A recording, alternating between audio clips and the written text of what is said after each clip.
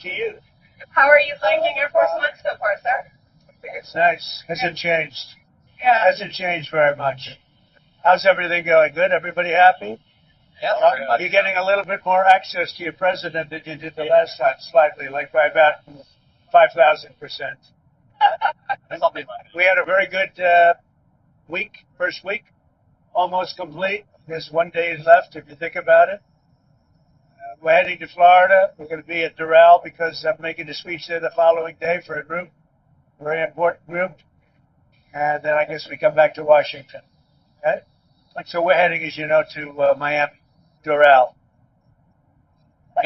Any questions? Can you get around to golf yet? No, I don't think so. So busy. What's your favorite part of the plane, Mr. President? What do you like, Which plane? like this one, Air Force One, when you were back? The What plane? did you like being? No, it's just, I've been on the plane many, many times, as you know. It's a great plane. It's a special plane. Do you still want to change the colors? Who? Do you still want to change the color, the exterior? Oh, yes. Be a much more appropriate plane, rather than the baby blue. We want power blue, not baby blue. But no, this is nice, but everything has its time and place. We will be changing the colors. Can you talk to us about the firing of the inspectors general? Why did you do that? And is it because it's a very common thing to do, and not all of them. Michael Horowitz we're keeping. I thought his report on Comey was incredible, actually. It was such an accurate, well-done report. I only wish Bill Barr used it, which he chose not to, but it was an incredible report. Michael Horowitz wrote the definitive report on James Comey and the FBI and really got that going, and I understand it. This wasn't really, I don't know them, but some people thought that some were unfair or some were not doing the job, and it's a very standard thing to do, very much like the U.S. attorneys. Do you plan to bring your own people in those positions, Mr. President? Which people? The inspectors general. Not my people. They're not my people. I don't know anybody that would do that, but we'll put people in there that will be very good. There's that Elon Musk now was a file, and I think that's been up in all the claims. I'm curious. It's not Elon's office. We have an office that's set up for purposes of when I do an executive order, that the order is carried out, not that it sits around for 3 months. And we'll have about 20 people, maybe more, working out of that office. It's really an office for a lot of people that go and make sure that the executive office, when I do an executive document, very important executive, I want to make sure that that is done. And there's about 20 or 25 people that will be working out of that office. And it's really a go-get-em office to make sure it gets done. That's what that is. So you're a week in now to your presidency. How does it compare to your first week in 2017? Did you learn any lessons, or are you trying to do something differently? I come in now with great knowledge and experience. And you can say that if you call a new president who's ever had this kind of experience, it's for sure. Whereas before, I had never done it before, but we did well. We had a great presidency, but this one could be really outstanding. I think you're seeing the same reports that I see, and you write the reports. Most of you are writing the important reports. We're getting A-pluses on the work done, and also the amount of work done. Nobody else has done this. You go to North Carolina, then you go to Los Angeles, and then you stop on the way home. And that was no tax on tips, but it was really a stop to thank the people of Nevada for having been, it's a very hard state to win as a Republican. And we won it very conclusively. So it was really more of a thank you to the people. So I stopped there. And I have a lot of meetings once I get back, once I get to Miami. But I think people are saying it was the most successful first week that anybody can remember President had. Mr. President, you were so nice to Governor Newsom yesterday. Governor Newsom. What was that all about? I decided to be nice. It was nice that he came to the plane, honestly. I didn't know he'd be at the plane. It was nice that he came to the plane. And in the end, we have the same goal. We want to take that catastrophe and make it as good as possible. We disagree on some things. I guess he's not so set on water. I like water for putting out fires. I find it to be extremely good, very little old-fashioned, but about the best thing that God has ever created for putting out fires. And so we're going to be doing something with that. But no, I get along. I actually always got along with him well until fairly recently.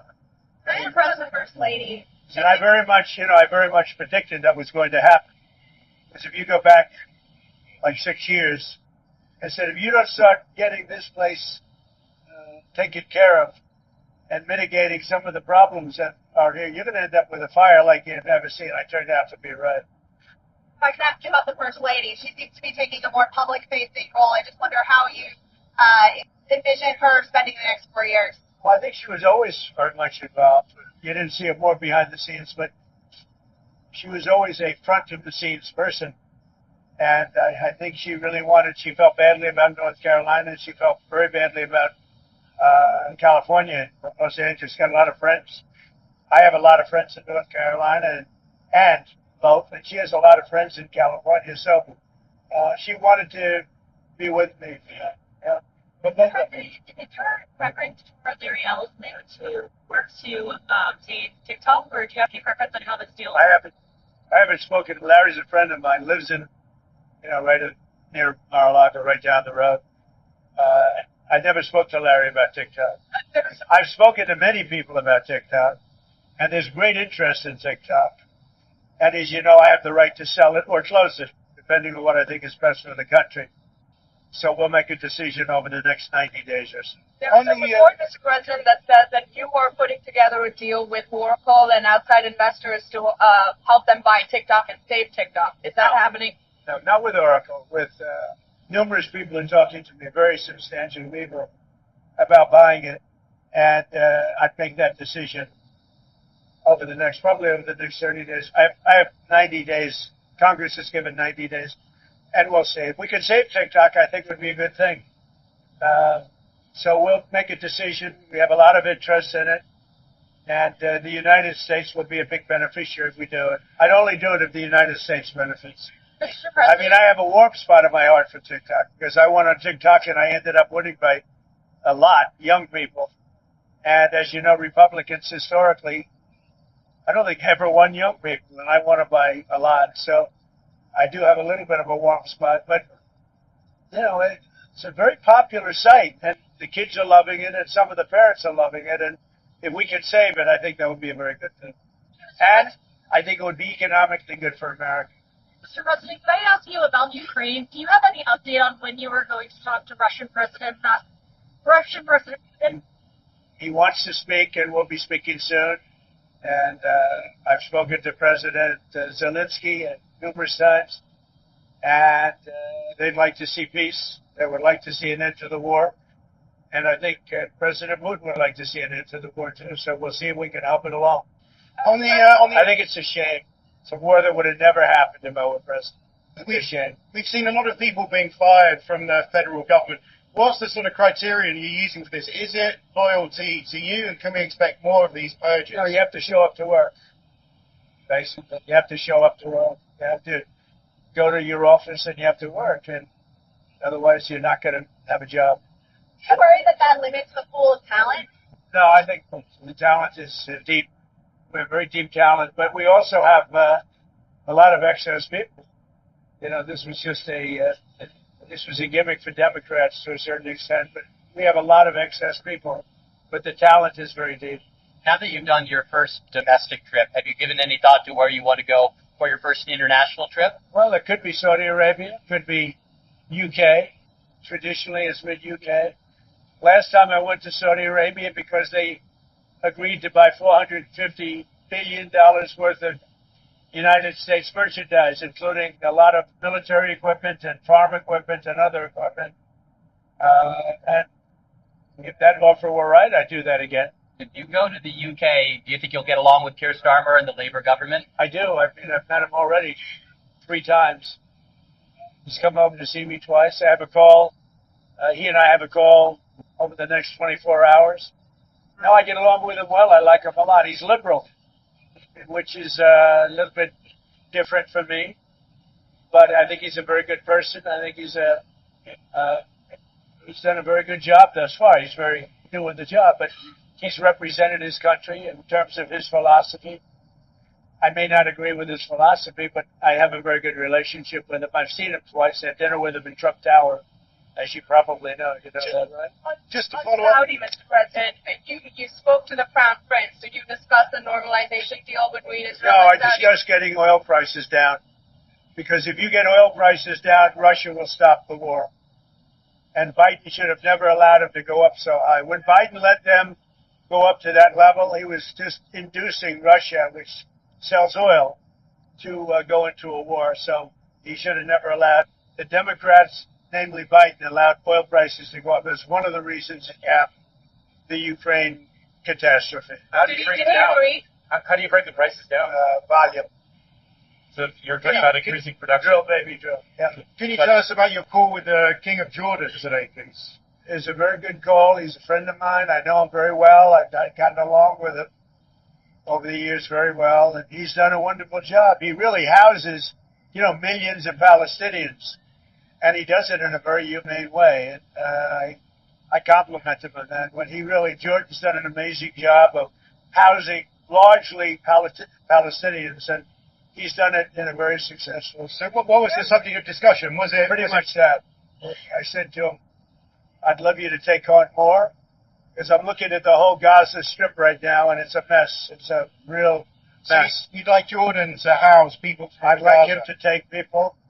I'd like Egypt to take people. I'm talking to General Sisi tomorrow, sometime, I believe. And I'd like Egypt to take people, and I'd like Jordan to take people. You're talking about probably 1.5 million people, and we just clean out that whole thing. It's over the centuries that's had many, many conflicts, that site. And I don't know, something has to happen, but it's literally a demolition site right now. Almost everything's demolished, and people are dying there. So I'd rather get involved with some of the Arab nations and build housing in a different location where they can maybe live in peace for a change. Temporarily, or would they ever It could be either. It could be temporarily, it could be long term. You've spoken about artificial intelligence quite a bit this week. Do you have any concerns about the risks to humanity about artificial superintelligence? Well, look, artificial intelligence is it's where all of the smart countries want to be going. Great for coming up with cures to disease, great with coming up with everything. But there are always risks. And it's the first question I ask, how do you absolve yourself from mistake, etc.? Because it could be the rabbit that gets away. We're not going to let that happen. But it's going to be the biggest field, maybe the biggest field in the world, and we're going to be equipped to take it. And we're already leading. We're going to be leading very shortly. We're going to be leading by a lot. What they do need is tremendous energy. They need electricity at levels that nobody's ever seen before. And we'll be able to supply that electric. I'll be using emergency power to get that electric. The Pentagon, Mr. President, just lived in a hold on 2,000-pound bombs for Israel, which was blocked by Biden. Do you have a comment on that, sir? On the what? On the 2,000-pound bombs that Biden had put up. We released them. Yeah. We released them today, and they'll have them. And they paid for them, and they've been waiting for them for a long time. They've been in storage for a long time, but we released them today to Israel. Why did you do that, sir? Because they bought them. Okay. I report, Mr. President, that you spoke to the Danish Prime Minister and she told you Greenland is not for sale. Will you take no for an answer on that? Yeah. Who are you with? Your favorite. Yeah, no, they're terrible. Honestly, that's why they're going out of business. Or they'll be more cheap. Maybe some rich guy will buy them cheap. But it's just a tone of your question every time. I think Greenland will be worked out with us. I think we're going to have it. And I think the people want to be with us. As you know, there's 55,000 people there. They want to be with us. I don't know really what claim Denmark has to it, but it would be a very unfriendly act if they did allow that to happen, because that's for protection of the free world. It's not for us. It's for the free world. Right now you have Russian ships, you have China ships, you have ships from various countries. It's not a good situation. And I believe we'll get that. Yeah, I do believe. I think we'll get other things too that you're talking about that nobody knows. But I think we'll get other things. But I do believe Greenland will get, because it really has to do with freedom of the world, not just freedom of. It has nothing to do with the United States, other than we're the one that can provide the freedom. They can't. They can't. I mean, they put 2 dog sleds there 2 weeks ago. They thought that was protection. Are the other things Canada? And you know what? The people don't like. People don't like the way they've been treated by Denmark. They don't like the way they've been treated by Denmark. And they do like us. Mr. President, on the Senate confirmation, Vice President J.D. Vance had to come and cast the tie-breaking vote. I'm curious if you're concerned at all about any of the other nominees. No, whatever it is. I think they're doing well. I think we just had a big win today, as you know. Christy Nome, I think, will be outstanding at Homeland. And then we have some other ones going in. No, I don't see any major problems. The U.S. has suspended most foreign aid, including PEPFAR, which is a program that's credited with saving billions of lives in Africa. Is there a timeline for opening up U.S. aid? Is there a review process? About that, but we want other people to join us, because we're like a one-way street. So we want other people to help us, and we want other people to join us. We're spending billions and billions and billions of dollars, and other countries that are wealthy are spending zero. And we want them to help. Why should we be the only one? So they understand that. They've been told that. And it's a little like NATO. I mean, we were almost paying for all of NATO, and yet they were taking advantage of us on trade, similar countries, the same and similar countries. And after I got involved, they were paying a lot of money on that. The Secretary General was very generous in his statements about me with respect to NATO. So we'll see. I think NATO should be more too, though. I think it should be more than the 2. It should be 5, actually. The CIA, Mr. President, prefers the lab leak theory to explain COVID's origins now. I was curious to hear your thoughts on that. Well, you have a good man there, a very good man, and John has just got approved, as you know. John Ratcliffe also got approved. And I'd rather have you ask him that question. He knows everything about it. Have you given any thought to the future of the airbase at Diego Garcia, which, as you know, is part of the Chagos Islands, which Britain is returning to the Mauritius Islands? There are concerns that could open it up to spying by Iran or China. It hasn't been number 1 on my list, I'll be honest with you. That was not number 1. Fair enough. I had a question about China. You didn't talk about Canada, about the Panama Canal. You mentioned today expansion. Canada's been treating us very unfairly on trade, and they've taken advantage of us for years. We're not going to allow that to happen. I love Canada. I have so many friends up in Canada, and they like us, and they like me. But Canada's been taking advantage of the United States for years, and we're not going to let that happen. And without our subsidy, Canada, doesn't exist really. Canada is totally reliant on us. Therefore, they should be a state. Canada, we lose $250 billion a year in Canada. I could stop that in one day, and if I stopped that, Canada wouldn't exist as a state, as a country. If we're going to have to give that kind of subsidy, and we're not even talking about tariffs yet, but that'll happen on February 1st. But if we're going to lose $250 billion for the sake of supporting a country, it's not fair to us. And they do about almost 90% of their business with the United States, whereas with us it's the opposite. It's relatively small. So I don't want to spend hundreds of billions of dollars on supporting a country unless that country is a state. And if it is a state, the people of Canada would pay a much lower tax. Their taxes would be cut in half. They would have no military problems. They'd be much more secure in every way. And I think it's a great thing for Canada. And I view it as, honestly, a country that should be a state.